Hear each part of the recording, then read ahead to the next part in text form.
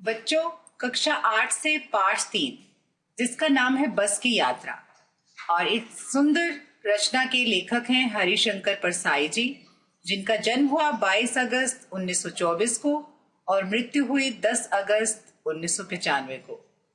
परसाई जी के द्वारा अनेक रचनाएं बहुत ही सराहनीय रही हैं और वे इस लेख के द्वारा, इस रचना के द्वारा अपनी ही व्यक्तिगत अनुभव का बखान करते हैं, जो कि है बस की यात्रा। वो एक बार एक बस के द्वारा अपनी यात्रा करते हैं और किस तरह की परेशानी इस यात्रा में उन्हें आती है, इस सब का अनुभव इस रचना के द्वारा दर्शाया गया है। एक बार वे बस से पन्ना के लिए जा रहे थे। बस बहुत पुरानी थी, जैसा कि यहाँ पर भी दर्शाई गई है। इस सफर में उन्होंने क्या क्या अनुभव किया, क्या क्या उनके साथ घटा, और उन्होंने परिवहन निगम की जो बसें होती हैं उनकी खस्ता हालत पर व्यंग्य किया है, और ये भी दर्शाया है कि किस तरह से वे अपनी बसों की देखभाल नहीं करते हैं, और एक हास्यास्पद तरीके से इस रचना को लिखा है।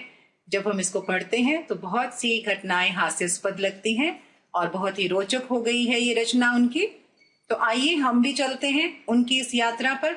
आइए पाठ प्रवेश जानते हैं। जैसा कि इनका पाठ का नाम है एक बस की यात्रा, इस पाठ में लेखक हमें क्या बताना चाहते हैं, ये उनका व्यक्तिगत अनुभव है जिसको उन्होंने एक रचना, एक लेख की दृष्टि में दर्शाया है, जो कि बहुत ही हास्यास्पद घटना उपस्थित हो जाती है। आइए जानते हैं। सुप्रसिद्ध व्यंग्यकार हरिशंकर परसाई की जो ये रचना है बस की यात्रा, यातायात की दुर्व्यवस्थाओं। दुर्व्यवस्थाओं का अर्थ है बुरी व्यवस्था। जो हमारी परिवहन व्यवस्था है, यातायात की जो व्यवस्था है, वो बहुत जर्जर हो गई है, बुरी हालत में है। इस अवस्था पर उन्होंने व्यंग्य किया है, एक ताना मारा है, लोगों को जागरूक करना चाहते हैं कि ये विभाग सही तरीके से काम नहीं करता है जो कि उसे करना चाहिए।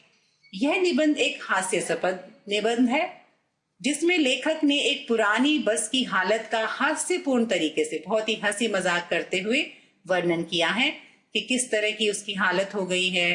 पुरानी बस है, लोग उस पर यात्रा करते हैं और वो बहुत ही जर्जर हालत में है, टूटी फूटी बस है। इस टूटी फूटी बस के माध्यम से जर्जर अर्थात बुरी हालत हुई है उसकी परिवहन व्यवस्था की।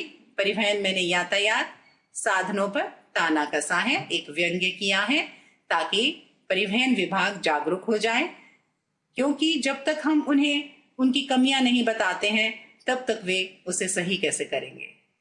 इस कहानी में लेखक अपने मित्रों के साथ यात्रा करते हैं, एक यात्रा पर जाते हैं। वो उनके कुछ 5 मित्र हैं जिनके साथ वो ये कार्यक्रम बनाते हैं, और उसको हैरानी होती है कि इतनी बुरी हालत की बस भी चल सकती है। लेखक जब देखते हैं कि जिस बस से वो यात्रा करने वाले हैं वो तो बहुत ही बुरी हालत में है, तो उन्हें हैरानी होती है कि वाकई ये बस चलती भी है। इसमें उन्होंने अपनी इस बस यात्रा का पूरा वर्णन किया है, जो कि हम आगे पाठ में जानेंगे। आइए इस खूबसूरत कहानी की शुरुआत करते हैं जिसका नाम है बस की यात्रा। लेखक अपनी बस के द्वारा एक यात्रा की शुरुआत करते हैं अपने मित्रों के साथ। उन्होंने अपनी इस यात्रा का वर्णन कुछ इस तरह से किया है कि हम 5 मित्रों ने तय किया, अर्थात एक प्रोग्राम बनाया, कार्यक्रम बनाया कि शाम 4 बजे की बस से चलेंगे। ये जो 4 बजे की बस है यही उन्हें अपनी मंजिल तक पहुंचाने में मदद करेगी। पन्ना से, पन्ना जगह का नाम है, पन्ना से ये बस चलने वाली थी। इसी कंपनी की बस जिस कंपनी से लेखक यात्रा कर रहे थे, उस कंपनी की बस सतना के लिए घंटे भर बाद ही मिलती है। अर्थात जब वे चल रहे थे, प्रोग्राम बना रहे थे यात्रा का, तो ये 4 बजे का समय बस का समय है और 1 घंटे पहले ये सब प्रोग्राम बनाया जा रहा है। तकरीबन 1 घंटे बाद पन्ना से सतना के लिए बस उन्हें मिलनी थी। उसकी यात्रा की शुरुआत उन्होंने कर दी थी। ये जो बस है वो जबलपुर की ट्रेन मिला देती है। लेखक और उनके मित्रों को जबलपुर जाना है, इसलिए वो कुछ यात्रा पन्ना से सतना के लिए वो बस से पूरी करेंगे। उसके बाद वे जबलपुर के लिए ट्रेन पकड़ेंगे। सुबह घर पहुंच जाएंगे। यात्रा में पूरी रात का समय लगेगा और वे सुबह के समय तक घर पहुंच जाएंगे, ऐसी उन्हें उम्मीद है। हम में से 2 को सुबह काम पर हाजिर होना था। हाजिर का अर्थ है उपस्थित होना था।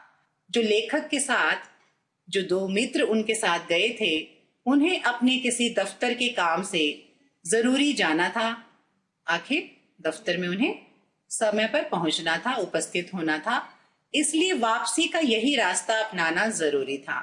एक यही रास्ता था जो कि वे अपना सकते थे और अपनी मंजिल पर समय